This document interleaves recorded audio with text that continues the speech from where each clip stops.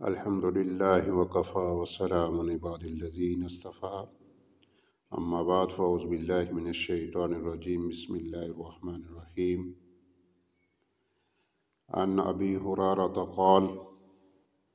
قال رسول الله صلى الله عليه وسلم السعي على الأرملة والمسكين۔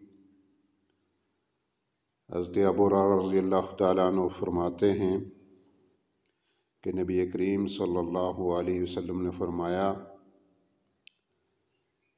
کسی بے سہارا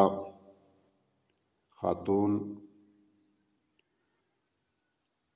بیوہ خاتون اور مسکین اور حاجت مند آدمی کے کاموں میں دوڑ دھوپ کرنا کسائی فی سبیل اللہ، اجر و ثواب میں مجاہد فی سبیل اللہ کے برابر ہے، کی طرح ہے۔ وَأَحْسِبُهُ قال، اور راوی یہ فرماتے ہیں کہ مجھے یہ گمان ہے کہ نبی کریم صلی اللہ علیہ وسلم نے یہ بھی فرمایا، وَالْقَائِمِ لَا يَفْطُرُ، اس شب دار کی طرح ہے جو رات بھر اللہ کی عبادت کرتا ہے، نماز ادا کرتا ہے اور تھکتا نہیں۔ وَكَالصَّائِمِ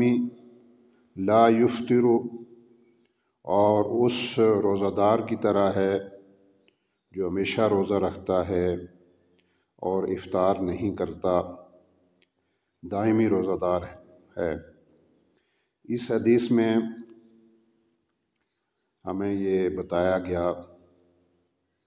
کہ احسان کسی طرح کا بھی ہو اور کسی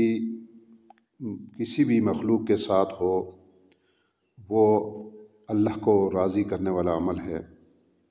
لیکن کسی بیوہ خاتون، کسی بے سہارا خاتون، کسی مسکین اور حاجت مند کے لیے دوڑ دھوپ کرنا، اس کے کاموں کو پورا کرنے کی کوشش کرنا، اس کی تکالیف کو دور کرنے کی کوشش کرنا، اسے سہولت پہنچانے کی کوشش کرنا، یہ اتنا اونچا کام ہے کہ اجر و ثواب میں یہ اس مجاہد کی طرح ہے، مجاہد کے برابر ہے کہ جو اللہ کی راہ میں جد و جہد کرتا ہے، اللہ کے کلمے کو بلند کرنے کے لیے کوشش کرتا ہے، یا اللہ کی راہ میں جہاد کرتا ہے، جد و جہد کرتا ہے، اور اس شب دار کی طرح اس کو اجر و ثواب ملتا ہے جو رات بھر اللہ کے حضور کھڑا ہوتا ہے اور عبادت کرتا ہے، نماز پڑھتا ہے، ذکر اذکار کرتا ہے، اور وہ تھکتا نہیں ہے، یعنی اس کے ذوق و شوق میں اضافہ ہوتا ہے، کمی نہیں ہوتی۔ اور اسی طرح اس روزہ دار کی طرح اس کو اجر و ثواب ملتا ہے کہ جو ہمیشہ روزہ رکھتا ہے، یعنی دائمی روزہ دار ہے، یعنی ہر روز وہ روزہ رکھتا ہے، کبھی اس کو افطار نہیں کرتا، ہمیشہ سے روزہ رکھتا ہے۔ تو اللہ سے دعا ہے کہ اللہ تعالی ہمیں بھی